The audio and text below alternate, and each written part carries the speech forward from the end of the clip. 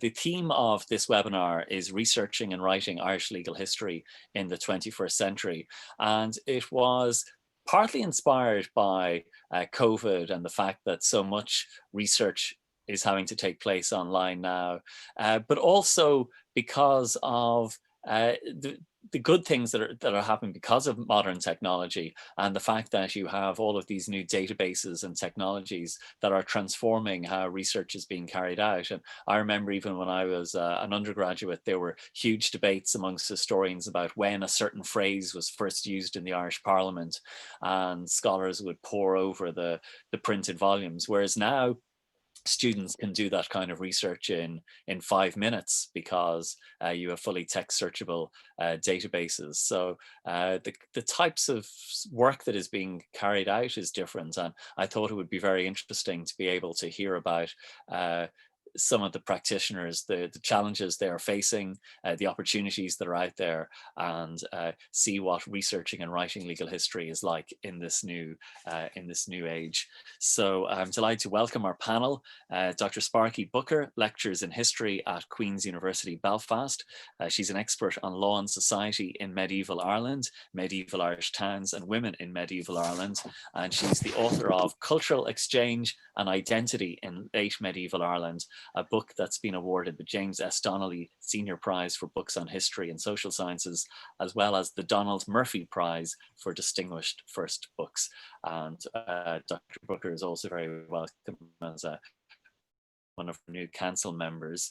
Dr. Lynsey Black lectures in the Department of Law at Maynooth University. She's an expert on gender and punishment, the death penalty, historical criminology, and post-colonial criminology. She's the co-editor of the book, Law and Gender in Modern Ireland, Critique and Reform, and she's currently finishing up a monograph with Manchester University Press on women, murder and punishment from 1922 to 1964, which looks at the cases of women prosecuted for murder in Ireland. And Dr. Black is also very welcome to our council. Dr. Coleman Dennehy is a former Irish Research Council Elevate Fellow at UCD and UCL and taught at the Law School at the University of Vienna. An early modern historian, he's an expert on the history of representative assemblies, legal history, and the history of crime and punishment. And his books include The Irish Parliament, 1613 to 89, The Evolution of a Colonial Institution, and he also edited the Society's recent volume, Law and Revolution in 17th Century Ireland. Dr. Niamh Howlin is an associate professor at the UCD Sutherland's School of Law. She's an expert on legal history, juries, and criminal justice, and her books include the Society's publication, Juries in Ireland, Laypersons and Law in the Long 19th Century. And along with Dr. Kevin Costello, also a council member, she has just finished co-editing a book on the history of law and religion in Ireland, which will be published by Belgrave Macmillan early next year. So it's, I think, a top-notch panel. And Sparky, I might begin with you. And I thought it'd be interesting for our members to get a sense of the research that everyone is involved in, and in particular the elements of Irish legal history that they're working on. So Sparky, can we begin with your own research and your work on areas like sumptuary law, marriage, and the ecclesiastical courts? Yes, sure. Thank you. It's nice to meet all of you, Lily, and thank you for your introduction and the invitation to speak here today. I really began as a social historian, I suppose, but the siren call of legal history has sort of been part of my research from the start. What I began my kind of historical research with was looking at interactions between the English and the Irish. And there are lots of relevant laws, quite famous laws like the Statutes of Kilkenny, that you have to get to grips with when you're looking at cultural exchange, the way that the English and the Irish interacted with one another. And then when I sort of finished my PhD on that project, I did a postdoc at the University of Swansea in a big HRC project called Women Negotiating the Boundaries of Justice in Britain and Ireland from 10,000 to 1750. So it was a really big project, but my remit in that was looking at women and their legal options in late medieval Ireland. So I'm still working on that project. It's a project that basically looks at law from the litigant's perspective. So trying to figure out all the legal options available to a woman with a given problem. So it means that I have to look at every possible jurisdiction. And so for something like marriage, which you mentioned there, I have to look at the ecclesiastical courts that can dissolve a marriage, or can grant a separation in the case of cruelty or whatever. And then also look at the secular courts that deal with the property settlement. So kind of breaking up the marital estate when the marriage is broken. So it's a big project in that sense. And I've also worked a bit, as you said, on sumptuary law, which is, I don't know how familiar people are with that term because it sort of falls out of favor by the modern period, but it's laws that govern appearance. So what you wear, what hairstyles you have, what, whether you have facial hair, whether you have a mustache, these are all things that were legislated for and sometimes enforced in medieval Ireland. So I've just finished a project on Irish sumptuary law. So as time goes on, I'm moving more and more into different aspects of the law, but always with this lens of trying to find out about late medieval Irish society using the legal sources. Excellent. And I think what's great about the panel is that we've got a nice range going from medieval Irish legal history all the way up to 20th century. So Coleman, you come next chronologically. Can you tell us about, be familiar with the brilliant conference you organized for the Society and the volume that came out of that. But I'm interested in some of your other areas like crime and punishment, for example. Yeah, Patrick, thanks for having me on. I suppose I started doing research in history quite a while back under the tutelage of James Maguire there, and later on John McCafferty. And it was primarily working on the 17th century Irish Parliament. And I was encouraged to consider thinking about Parliament not in its kind of political context of kind of angry men shouting at each other across the floor of the House, but instead looking at it as an administrative and a sort of a legal entity, an administrative division of government. So paying homage in a way to people like Geoffrey Elton and Geo Sales and H.G. Richardson and people like that. And so I went down this sort of dark tunnel of kind of committees and bills and acts and all that sort of thing. And one of the things that really caught my eye, I think, was the criminal jurisdiction of Parliament, because Parliament is obviously a court. It's the Supreme Court of the kingdom in the period as it is for most of its existence. And it occasionally exerts and asserts a criminal jurisdiction. So obvious ones like bills of attainder, acts of attainder, and impeachments, but also on a lower level, if its privilege has been breached, it can enforce capital punishment, corporal punishment, shame punishments, financial penalties and things like that. So I kind of started to divert off kind of following cases of people who had been ordered to stand in the pillory and had their ears cut off for offending the Earl of Tyrconnell or, forging a statement of privilege or something like that. And I'd been working on that for a little while and taking more and more of an interest in it.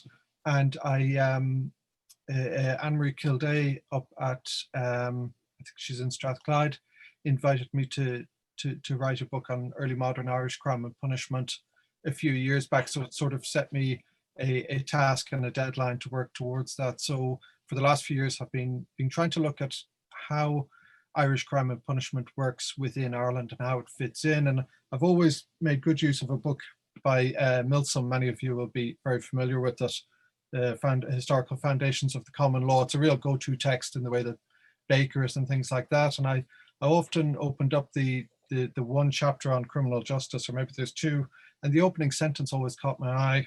And it's simply this: the miserable history of crime in England can be shortly told. Nothing worthwhile was created.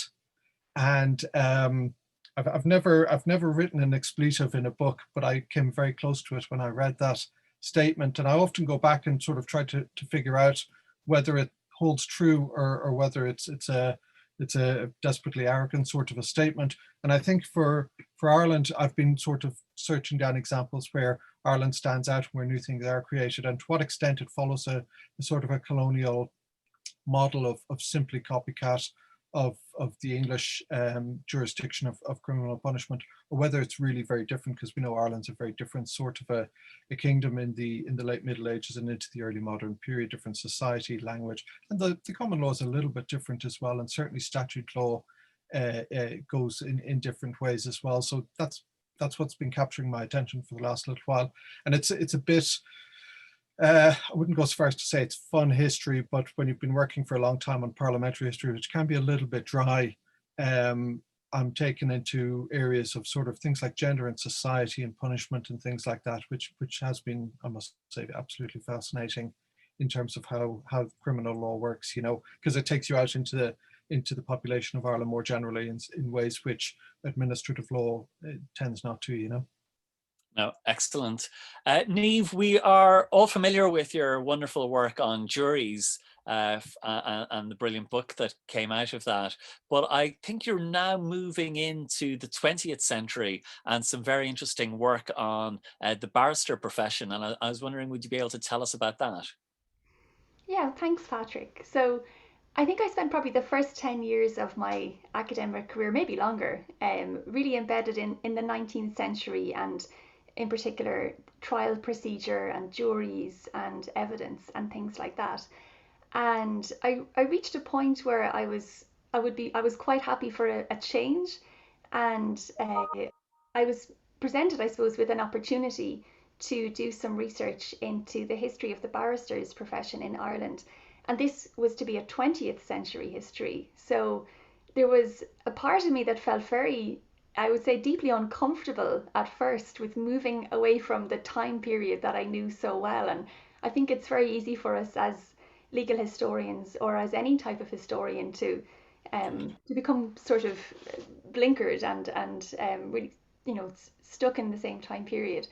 But I've been finding it extremely interesting and challenging, but also rewarding to look at an entirely different type of legal history and an entirely different time period.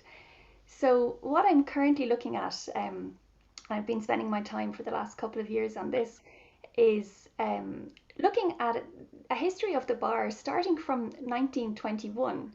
And bringing it right up to the year 2000, which is even bordering on the 21st century, which is even more uncomfortable for a 19th century legal historian.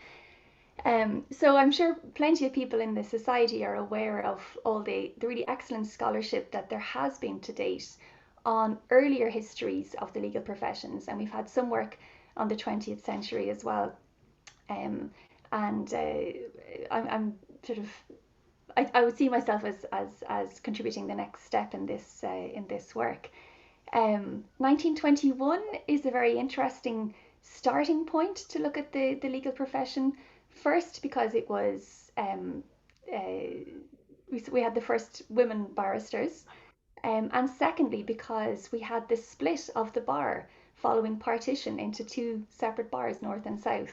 So there was a lot happening in 1921, and then you go straight into 1922. We've got the four courts being destroyed and everything that came with that. So it was a very tumultuous period. One thing I found in researching this relatively recent area is that, as well as being able to use archival sources, I've also been able to use some sort of social science research methodologies. So things like interviews, qualitative interviews with people who were members of the barrister's profession over the time period that I'm covering. So that's something maybe Lynsey might speak about later on as well. But that's quite an interesting departure in terms of sources and methodologies in Irish legal history. Oh, excellent. And that's exactly the type of thing we want to explore, different methodologies and those kinds of new opportunities that are opening. Lynsey, can I ask you about your work on cases of women prosecuted for murder in independent Ireland? Because that does sound fascinating, and also to say you're very welcome to the council. Thank you so much, and it's lovely to meet everyone. And hopefully I'll meet you in real life at some stage in the near future. So my work on women prosecuted for murder started as doctoral research. So I came from law, but really more from criminology. But what I was interested in doing was a criminal justice history. I wanted to know about the cases of women who'd been convicted of murder and death sentenced post-independence. So I quickly kind of morphed into a criminal justice history, legal history mode. And that has kind of sustained me for 10 years now. And the book that I'm working on kind of takes those women, because there was 25 in total, including 3 that had their murder convictions quashed. So I spent years working on a very small number of cases, doing almost kind of micro histories to see how the legal system was meshing with the social context of the time and gender roles of the time. So that was incredibly detailed. And now the book, I'm not necessarily enjoying writing during COVID pandemic, it's not as much crack as I thought it would be, is taking almost 300 women who were prosecuted. So taking a broader view and looking at the cases, the profile of the cases, looking to see those who were acquitted, the hundreds who were sentenced to lesser offences than murder, and what happened then, what happened in the trial, how were they sentenced, where were they sentenced to? So that kind of brings in religious homes as well. So it's kind of expanded it out beyond the idea of the legal and the criminal justice, and this weird kind of in-betweeny where it's what the legal framework did and did not provide for in terms of the use of like mother and baby homes, for example, or magnet laundries as sites of punishment. So it's been really fascinating, and it's been this melding of the historical context with the legal framework and criminal justice apparatus. So I'm desperately working on that at the moment, trying to maybe finish it in the near future. Excellent. And I think you also do some very interesting work on countries further afield and looking at post-colonial criminal justice. I think Trinidad and Tobago, Barbados. So that sounds fascinating as well. Yeah, so because I had started with the death penalty, I took on a project as a researcher, basically putting together content for a public information website that would be about the death penalty in some Caribbean countries that still retained the mandatory death penalty for a murder conviction. And that's kind of spiraled into a British Academy project. And naturally, we then wanted to look at the history of this. So we incorporated Ireland as well as another comparator to look at this common law legacy of the mandatory death sentence for murder. So that's between Ireland and the UK, and we have project partners in the Caribbean as well. So that's ongoing at the moment. And it's taken me beyond Ireland, but always kind of comparing it to what was going on in Ireland at the time. Excellent. Okay, well, now let's talk about some of the challenges and the opportunities in writing and researching Irish legal history. And I think one of the big challenges at the moment is working from home. So Lynsey, maybe how has that worked for you in terms of databases and new technologies? I'm a complete technophobe, and I don't take well. I'm not an early adopter. So basically, I think I'm the cautionary tale of how not to do this in a pandemic, because it turns out I was incredibly reliant on the paper archives. So I am the bad story in this, although I have kind of found that I've always found, for my period anyway, the newspaper database is incredibly useful, especially when you're dealing with the kind of records where you may have a case, but you may have very little information about it. So in terms of this year in particularly, I've relied kind of much more on those to flesh out cases, because I don't know how the other guys kind of find it, but I spent 2019 taking thousands of pictures in the archives.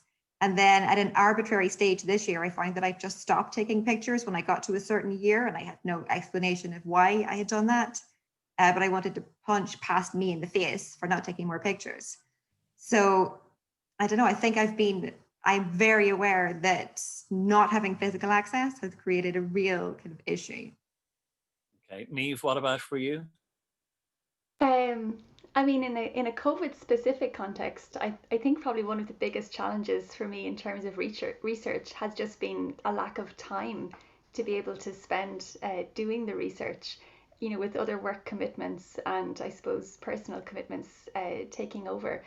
But specifically on the research side of things, I mean, today I was in the National Archives, and yesterday I was in the National Library of Ireland, both of which I had really missed since last, I suppose, January or February.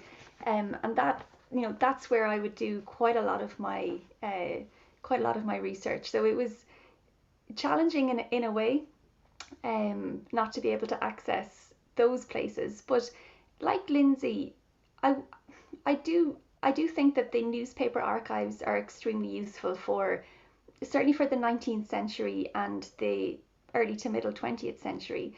The regional newspapers are incredibly detailed.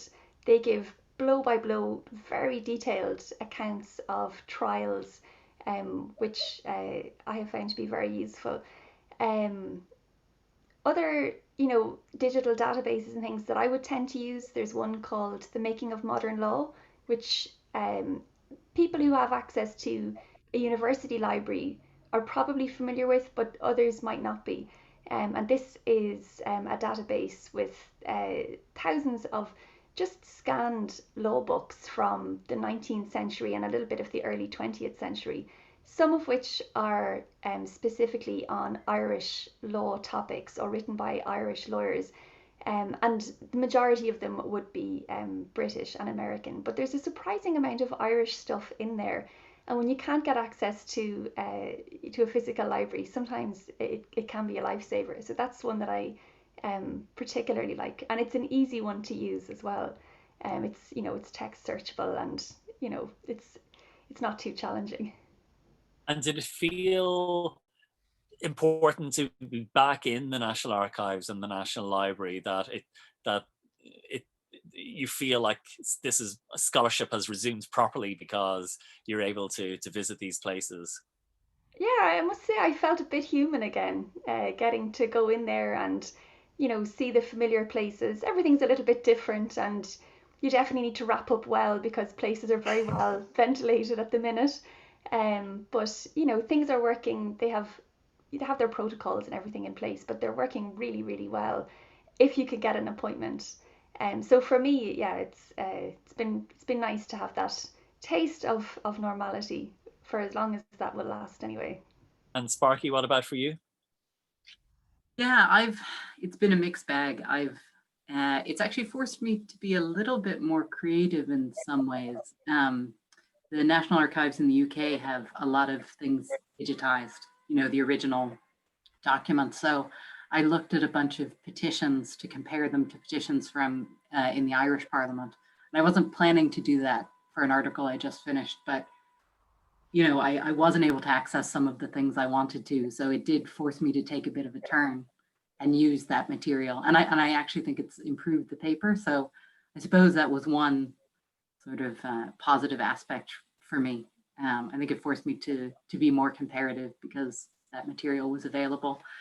But on the other hand, I needed to get my hands on the statutes of Edward IV, the first volume, and I just had to end up bribing one of my friends to take loads of pictures for me. I mean, there has been a lot of informal sort of pleading and begging and promising to take people out for pints when we're able to do so more freely. So yeah, it has been challenging, but there are certainly positives to it. Yeah, I like that idea that people are helping each other out, that there's almost like this network of scholars trying to help in whatever area is needed and what the other person can't access. Coleman, have work practices have had to change. So how have people been dealing with that and a different kind of workload? Yeah, I suppose it depends really what you're doing in terms of postgraduate supervision, which I did quite a bit of in the last year. Obviously, it's the particular environment has changed in that you can't meet people face to face for the most part. I dealt with most of mine online on things like Zoom and FaceTime and stuff like that. I noticed a lot of colleagues are reporting being far more tired, even though you're seeing the same number of students. Just with the screen time tends to take a bit more energy out of you by the end of the day. I certainly found that, at least. I mean, it's not all terrible. If your students are from far away, you're actually cutting down an awful lot of your transport time, which can actually give you more time to work on other things. So it's I mean, obviously the COVID is bad, but there are perhaps some advantages or some brighter side of things that can be of some benefit. Undergraduate teaching I wasn't doing much of during the year, but I know a lot of colleagues have been reporting that they're kind of expected to do sort of smaller slots of teaching. I don't know how it's working in other people's universities, but where they're breaking up lectures into sort of maybe into 20-minute chunks rather than a long hour, or even a 2-hour seminar or something like that. I think online that would be very difficult for the students. I was of the opinion that they should sort of just sort of suck it up and deal with it, but everybody seems to think that those smaller chunks work better, and the students, from what I can see now, I haven't done a huge amount of undergraduate teaching, seem to be more comfortable with that. We had been doing an awful lot of online stuff when I was at Limerick. We you know, I think like virtually all universities now, people are now submitting all their work online. So I personally was well used to grading papers off a screen rather than, you know, with a physical pile of papers in front of me. So that's not too bad. I suppose I found when you're working at home, it's more difficult to switch off. Again, I suspect people in all industries and disciplines are dealing with this, that there is sometimes a tendency to leave your computer, your telephone turned on, and it's a lot easier to run back into your study after making dinner or whatever, check back in on emails, or even to sometimes kind of meet people online outside of your regular sort of 9 to 5 hours. You know, it doesn't bother me that much. I don't have children or anything like that, so I don't have sort of responsibilities that kind of would forbid that between sort of 6 and 9 in the evening. But I expect other people are having a different experience from that. And Coleman, while we're on the subject of teaching, our students, and especially undergraduates, how did they find the study of legal history? Is it something that they get enthusiastic about? Do they find it boring? How have you found it? Because you've taught in different countries and different contexts. Yeah, I suppose I think it's a mixed bag, really. Sometimes it depends on the material that you're teaching. For example, when I was in Vienna, it was very much an introduction to legal history. So I started in 1066 and I stopped around about sometime in the early 20th century. And so there was quite a whistle-stop tour of an awful lot of topics. Some things students found very easy to understand and to get involved with. Like I was saying earlier, I think criminal justice history is something that people will find interesting. You'll just see a lot more cultural references to it. If you're teaching sort of early modern kind of land law and things like that, that can be a bit more laborious. I think if the students jump in and engage, and if they've got an engaging teacher, it can be a wonderful thing. I mean, we're all legal historians because we found something interesting as undergraduate students that dragged us into this discipline. I think we're all quite happy to do so. So there's, I find students can be quite engaged with it. It's not usually much of a problem to get that happening. You know, there's some very successful, I've always found both at Limerick and in Vienna that we had some very enthusiastic students who would cross disciplines, either historians who ended up studying the law or lawyers who end up, and there's some universities who are doing the joint law and history degree like UCD do, and we found the students there to be excellent. And is there much interest among postgraduates for doing theses on legal history? I expect it sort of waxes and wanes depending on, sometimes you'll just always have a surge of students depending on who is teaching the third year courses, because they end up with that lecturer for their MA, and then you may get a few PhDs out of that. So I think sometimes it can depend simply who's teaching in the department. And the sort of ideas of what people are studying is always changing then as well. I'm quite sure we'll get a number of people taking legal history PhDs, for example, dealing with things like, say, identity and gender, because they've been very prevalent in modern society over the last sort of 10, 15, 20 years, you know, so that won't be too much of a surprise. Other areas may fall away in terms of what students are interested in, you know, and also it means following the funding as well. Certain projects will get funding and you could just advertise for PhD students and you're essentially telling them what they're going to be studying, which wasn't always the case, you know. And Sparky, have you found that in Queen's, that students do get excited about legal history if it's presented in the right way? Yeah, I think they do. I tend to, that's actually how I got interested in sumptuary law. I was trying to introduce some of the legal material to a bunch of first years. This was in Trinity when first years had to do all medieval history, which I believe is no longer the case. But so I had a lot of students who didn't want to do medieval and they didn't want to look at these legal sources. And it was when Movember was a big thing. So a bunch of my students came in with mustaches and I was able to talk to them. I was able to say, oh, you know, in 1457, there was a law enacted that would have thrown you out of, you know, the walls of Dublin. You wouldn't have been allowed in here with that mustache. And then that got us talking about why you would enact a law, you know, because they think of law as something very serious and dry. And I think they often find certainly for first years, the terminology quite daunting. It seems sort of impenetrable.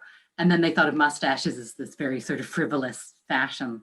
So trying to sort of marry the two by talking about sumptuary law was one way that I found I could get students engaged and they could kind of see the connections, you know, the way that law was actually operating in society, what it was responding to, why it was being enacted.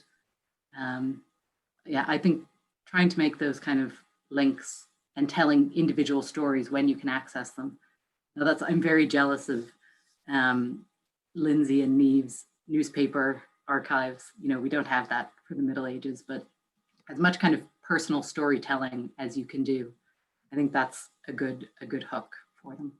Yeah, Lynsey, on that area of personal storytelling, because Niamh mentioned different types of evidence and the use of oral histories, I wonder if you were to look at the bibliography for a piece of legal history being written now for maybe 20th century, it would look very different to one that was written 50 years ago or 20 years ago, because people are using different kinds of evidence now.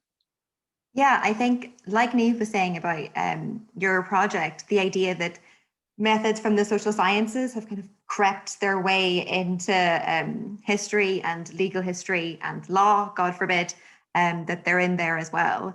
And I think, especially depending on your period, the idea of an oral history is really fascinating. And when you're in that position to be able to take that approach, then that's amazing, and it adds a new perspective. It doesn't replace what, you know, what we've used for years, but it adds that, you know, added angle to it. So currently the project which I'm starting next is about the border, and which I'll see hopefully soon in a couple of weeks. And it's going to be archival and media reporting on it and state documents and policies, but also it will involve oral history interviews with people who smuggled and their kind of everyday lived experience of criminality at the border, particularly with livestock and cattle smuggling. So I'll look at what exists from the archives post 22. And as it creeps up the decades, I'll be able to match that with the lived experience of the men who drove the cattle lorries, who managed to get that cattle across the border either by road or swimming it across the river. So I'm really, really fascinated to see how they kind of match up and whether, I don't know whether they speak to each other. And Niamh, we were kind of saying that we need to talk about this and compare our methods, because this is, even in terms of the ethical process that I had to go through for this project, is something that I was entirely unused to. I'm used to, you know, the archives and the sign off on that. I'm not necessarily used to going through a massive checklist of, well, what happens if this participant does this? Oh my goodness, I have no idea. I'm used to dealing with people who are paper in front of me. Very good. And Niamh, has that been your experience as well? Yeah, I think we definitely need to go for a virtual coffee, Lynsey, to talk about this some more. I mean, I think you make a really good point that, you know, these interviews or oral histories are not necessarily to replace the kind of archival work that we're used to, but they really complement each other. And I think, you know, I think there's definitely a real advantage to being able to bring a few different methodologies and different types of sources together. I feel like you get a much more rounded picture of whatever the topic is that you're looking at. So, you know, in my own research, I did 24 interviews, and each one was maybe between an hour and 2 hours in length, and they were semi-structured. So I had topics that I wanted to cover, but we would just see where the conversation led us. And once the interviews were transcribed and typed up, I had, you know, over 1,000 pages of data. And not all of that is going to make it into the book, of course. Who would want to read all that? But it's such a rich resource that I have now, and there is so much in there that I would never have been able to find in the official or the written sources that I'm using. So I've got access to, you know, the King's Inns Library, I've got the Bar Council's archives, I've got lots of stuff in the National Archives, which is all great, but the interviews give a very different dimension to the whole thing. And you know, they're all anonymous. I understand all the different ethical hoops that had to be jumped through. I've jumped through all those hoops as well, Lynsey. But it's been very interesting and very useful for me in this sort of topic. Coleman, another thing is that there probably has been a change in the output that scholars are expected to produce, that an earlier generation would have had the scholarly article as maybe the main thing, and there were many fewer books being published. And then that changed, and there were more publishers, and it was easier to get books published, and there seemed to be a lot more books being published. But now different outputs are maybe encouraged. It could be something like the 1641's Depositions, where you're involved in some major project like that, or it could be a documentary that you might be involved in, or a website. That now, is it correct that you're not just expected to produce written texts? I think increasingly that probably is the case. Universities have, because I don't know a huge amount about this facet of university administration, but the funding model now requires that a lot of the time academics are expected to, in effect, to generate research income and bring money into their department or into their university. And that does sometimes mean that we have to attract attention to the sort of history that we're writing in ways that perhaps weren't the case 20, 30, 40 years ago, maybe previously. So our output is still expected in the traditional sense, and probably people are publishing, well, this doesn't count for everyone, but I would think probably a wee bit more than had been done in the past. We still don't have the dreaded ref system in the Republic of Ireland. You do in Northern Ireland, obviously. That has changed considerably the way people write. People are effectively being forced to write at a pace that they may not have done before. And there is a danger, of course, that the quantity of output doesn't necessarily mean that the quality is matched. And sometimes, you know, you may see people with a long list of publications, but not necessarily making as much of an impact on the collective knowledge in ways that they may have done in the past. But certainly people are being encouraged to being involved with media. Patrick, obviously yourself having a radio program, people are getting on the telly quite a bit more. Recognizable sort of historians may be actually attracting graduate students. People may say, we'll go to such and such a university because, not mentioning names, such and such is there, and I recognize him off prime time every second night. Do you know, and that may be something that university administrators might say, this person is attractive, their media output, be it the Irish Times or anywhere else, is something that's very important. Informal sessions as well on things like Twitter. There's one of my favorite websites that involves sort of criminology and sort of feminist law is one called Whores of Yore, which is a funded research project in Leeds. And the person who runs it tweets on a very regular basis, but some very insightful and high quality sort of historical matters around sort of sex work and the history of sex is being put out there. And her Twitter following, I think, is probably in excess of 1 million people at the moment for a postdoc, obviously with a very interesting sort of a topic. But that does mean that I think she will have no trouble getting things like TV documentaries. I'm sure book deals will look at people's Twitter output and sort of see, is this person popular? Are the, you know, especially books that will be for popular history as much as academic ones, that publishers will look towards this, and that will become an interesting and very important part, I think, of people's output, at least, you know. In terms of COVID, oh, sorry, I'll No, continue, please. Oh no, I was just going to say some people are finding it easier and some people more difficult in terms of hitting publishing deadlines for things that you had already agreed to, be they articles or books or whatever else. I've been lucky enough in that I've got a kind of a half decent library here, and a lot of my sources I had either taken pictures of, you know, just literally standing with an iPad in Lincoln's Inns for about 2 weeks, just snap, turn the page, snap, turn the page. So come COVID 20 or 21, I should have enough material to keep me going for quite some time. Other people, not so much. I found the publishing industry has been reasonably decent about deadlines, and they're not pushing people for completion. That's been my experience, at least. But again, other people I think may find that they've had different experiences. You know, obviously books are being held up, so those who have the pressure to publish, particularly, I think the ref system has allowed people some leeway as well. But at some point, there will be backlogs of publishing coming out, and it may upset all of those schemes in terms of publishing where it's linked to finance and things like that.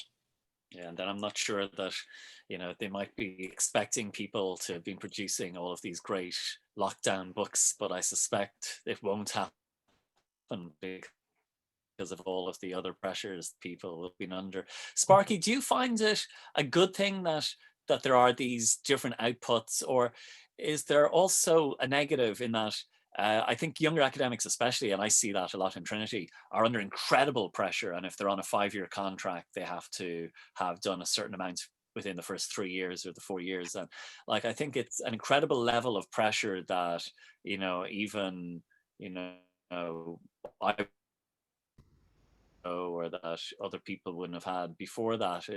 It seems that there are all these targets you have to keep meeting.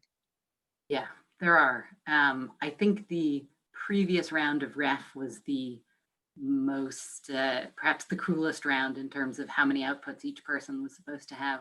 This one is actually a good bit less, and it's kind of averaged out over a department.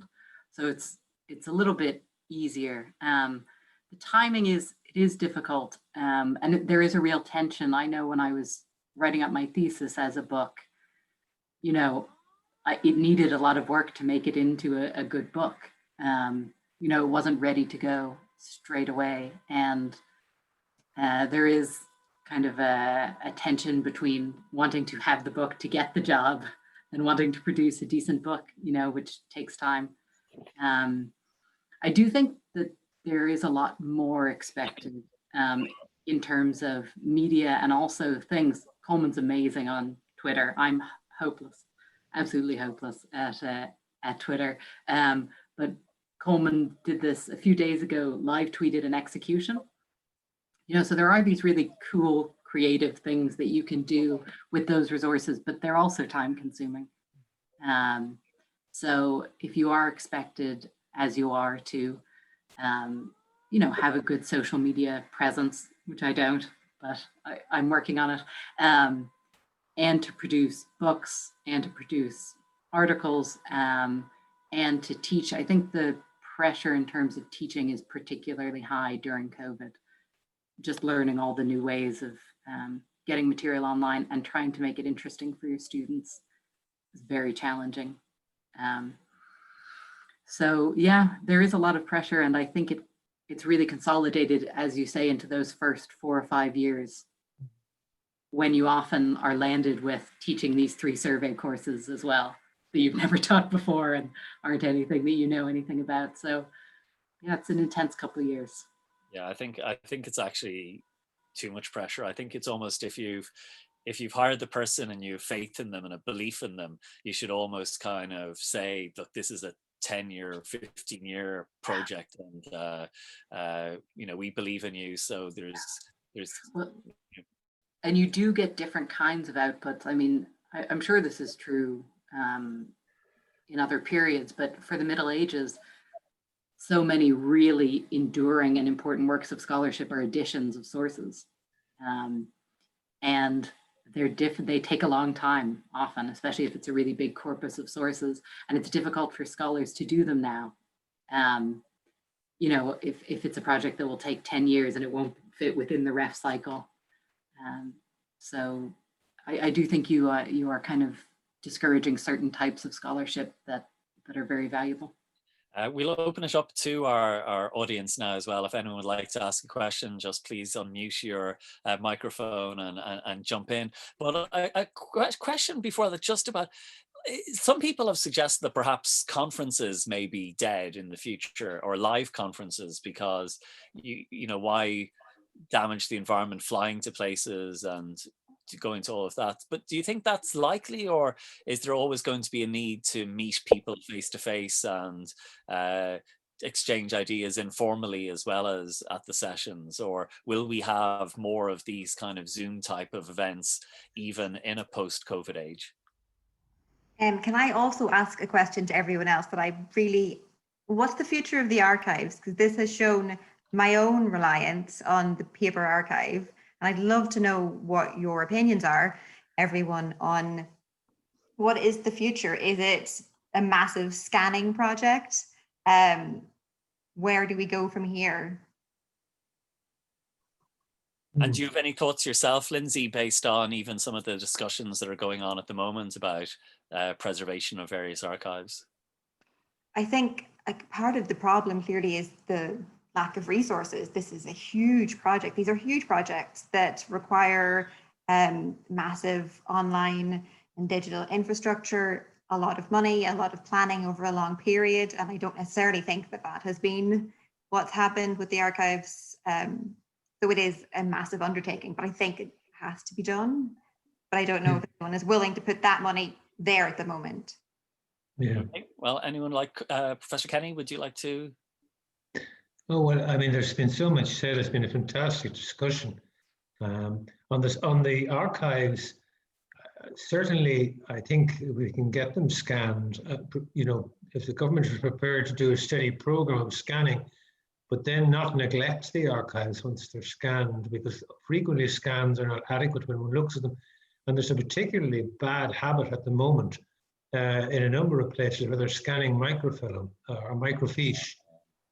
Even in the Public Record Office. I mean, I tried to get access to some of Lodge's records in the Public Record Office that I'd used when I was writing my history of the King's Inns. I went back to see them about 2 years ago. They wouldn't give them to me. All they would let me see were these hideously poor quality and completely inadequate. And, also you couldn't hold the manuscript, volume yourself. So there are times when you need the original, but I absolutely agree that it should be encouraged. I mean, there's the Registry of Deeds with this fantastic collection of historical documents relating to Irish property and persons involved in it.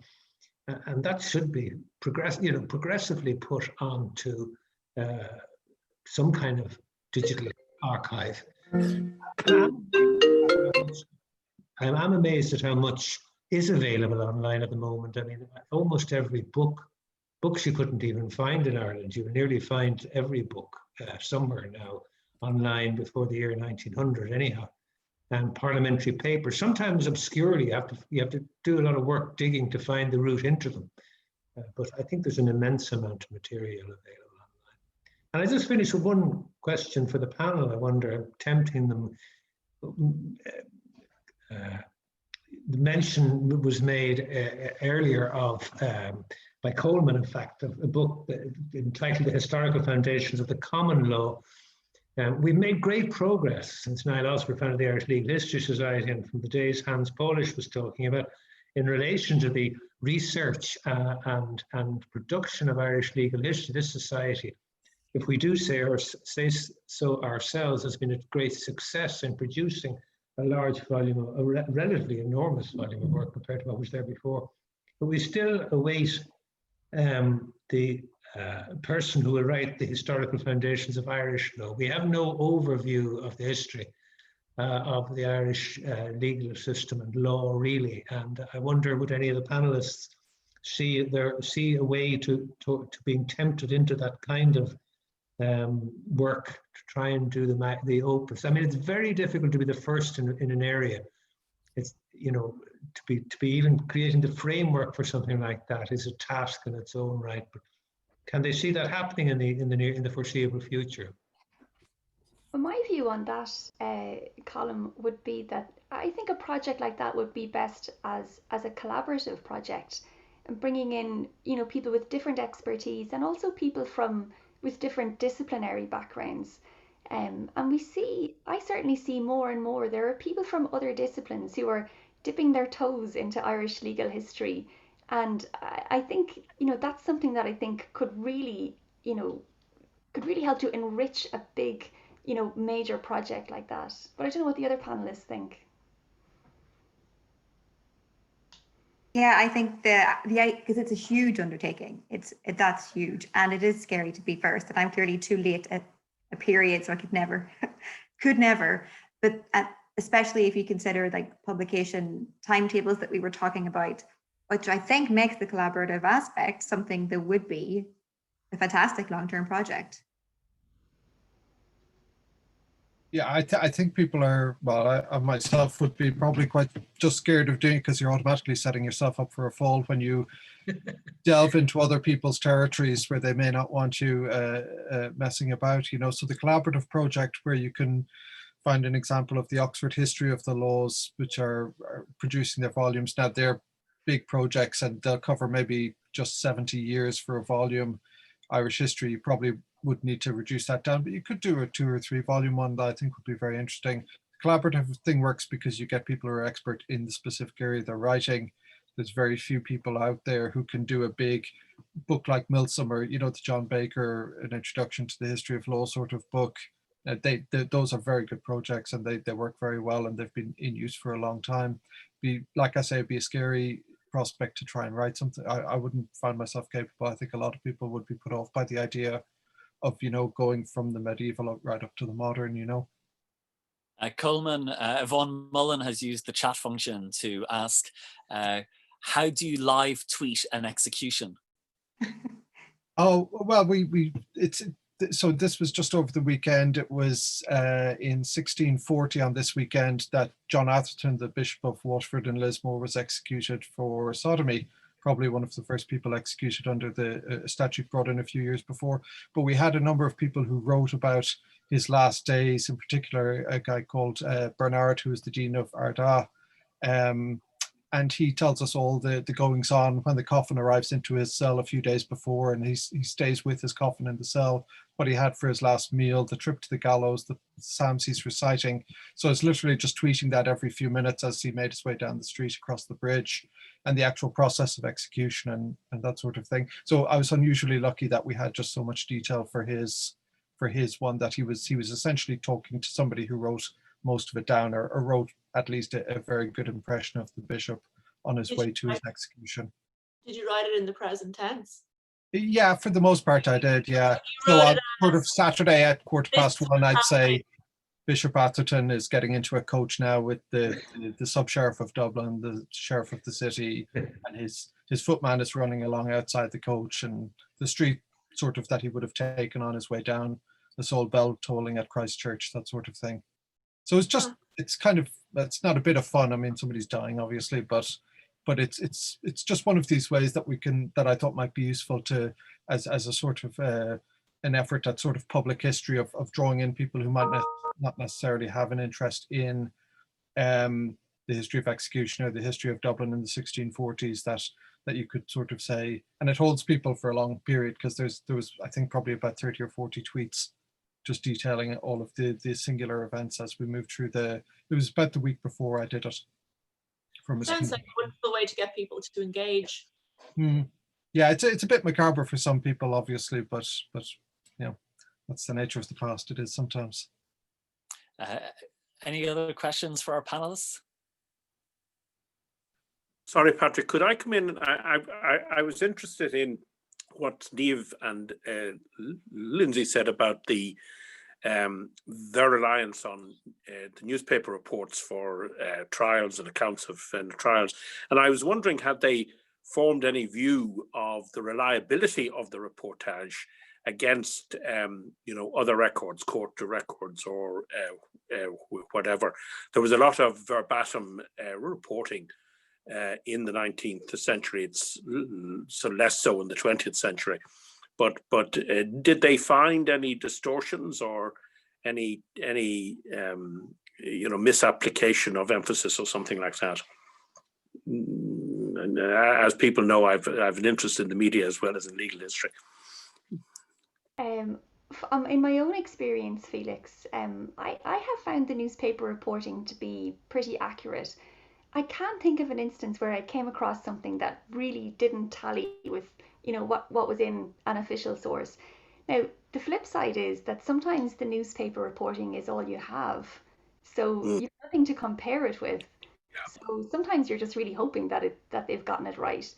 But if you look at, for example, a trial that's reported in maybe 5 or 6 different regional papers and maybe in a national as well, and you see that they're all more or less on the same page, there's no huge variation, I suppose that does give a bit of confidence. The other thing I'd say as well before I let Lynsey chip in is that it's often hard to find a bit of colour in the way that they are reported, because as you say, they are usually verbatim reports. He said this, she said that, the judge said this. It's not like the tabloid sensationalism that we might be more familiar with from like the late 20th century to now. So that again, I think for me, certainly just gives me a little bit more confidence in them as sources. What do you think, Lynsey? Yeah, I really agree. And the very detailed reports of the 19th century are hugely useful, and I think they are pretty accurate. And then going into the 20th century, I find it really fascinating the differences between different newspapers. And I love that you start to see some color come into the reporting as the decades go on. So one of the cases that I was looking at from the 1930s or 40s, I think, was a woman accused of poisoning her husband, and she was acquitted. And then once she's been acquitted, the newspaper reported there was like a burst of applause in the courtroom. The judge wasn't overly happy with it, like things that I'd never get from the file itself, the court file. I would never get that there was a spontaneous, outpouring of, oh, thank goodness, versus because I kind of like to, with the oral history thing, kind of splice them together and see what's going on. Like the fact that the Irish Times was like above the idea of doing sensationalist, down and dirty reporting on criminal cases, but you take some of the more regional papers and they'll go for it. So the difference across different newspapers, and also once you start to see the color come in as well, it just like adds an extra layer. But yeah, it takes a few decades to get to any color in the Irish newspaper reporting. Excellent. We have time for maybe 1 or 2 more questions.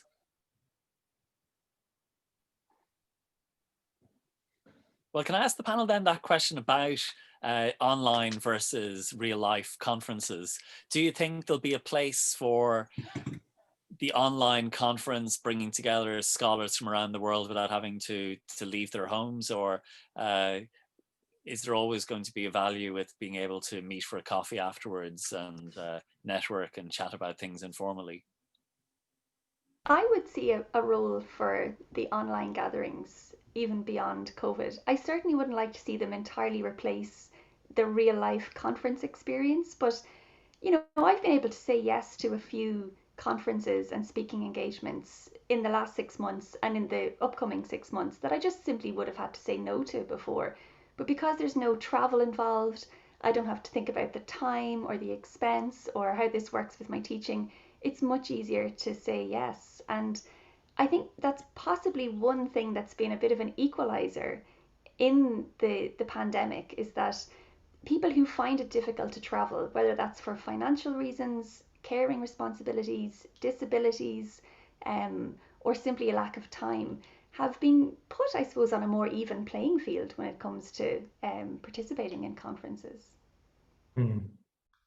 Very good. Pat Crowley had his hand up to ask a question. Just going back to what Colm said earlier about the records of the Registry of Deeds.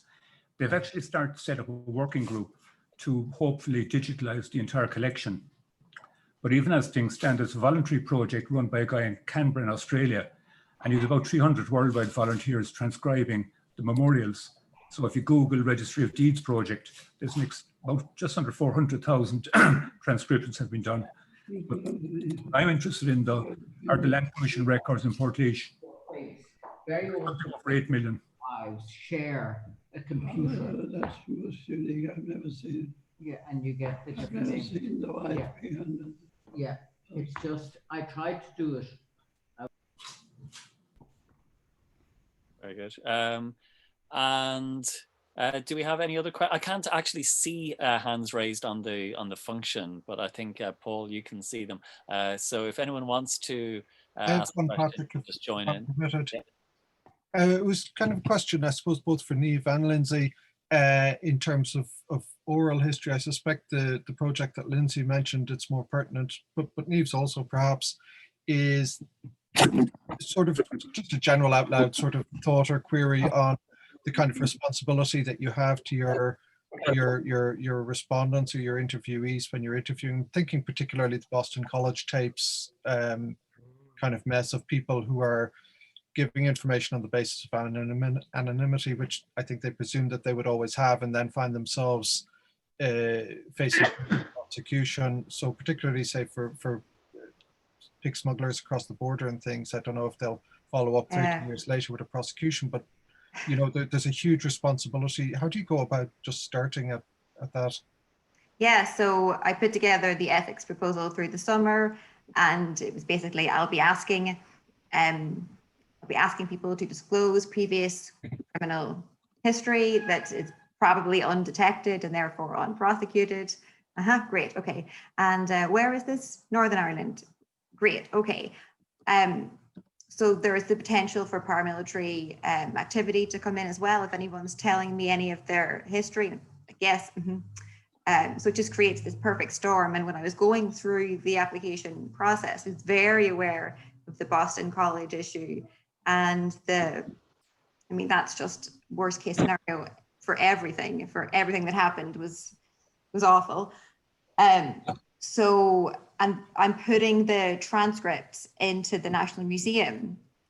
So things like the transcripts will be anonymized, but also what happens with the consent forms, and they have to go in separately archived with an 80-year ban on them. So I'll have to kind of talk through this process with all potential participants, and hopefully that doesn't scare them off, but it has to be the level of kind of protection around it. So I'll start with the scary stuff and say, you know, your name will be known 80 years from now for a researcher who specifically wants to see the consent forms for these. But absolutely, it was with like the disclosure of criminality, especially linked to Northern Ireland, it was a really thorny area. So kind of worked with the ethics committee to make sure that I was covering all my bases, that I was doing this, you know, in an ethical way. But yeah, fantastic. And like you say, the Boston College thing just overshadowed everything. I mean, could you be vulnerable yourself to being knowledgeable about criminal activity that you then don't report? I don't know what the law is on this sort of thing, but there are certain pieces of law where you would have to disclose. It would be an offence not to disclose certain things related to terrorism. And I'm just not going to ask those questions, right, and hope that no one volunteers any information. Right. Okay, I'll go to Robert Marshall for a final question. Robert, over to you. Thank you, Patrick. Some years ago, the Society did an oral history project in which the Department of Folklore and UCD interviewed, just recalling two names from memory, Tony Behan, a long-standing member of the Society and one of the cost drawers, who saw so much legal history and was originally in Michael Noyack's office, who was involved in some of the defences in the period we now call the Decade of Centenaries. And Judge Griffin also gave an interview to the Folklore Commission about his career as a barrister and as a judge and the things that he had seen. So there may be, thinking of the role of the society, there may be reason to resurrect that project.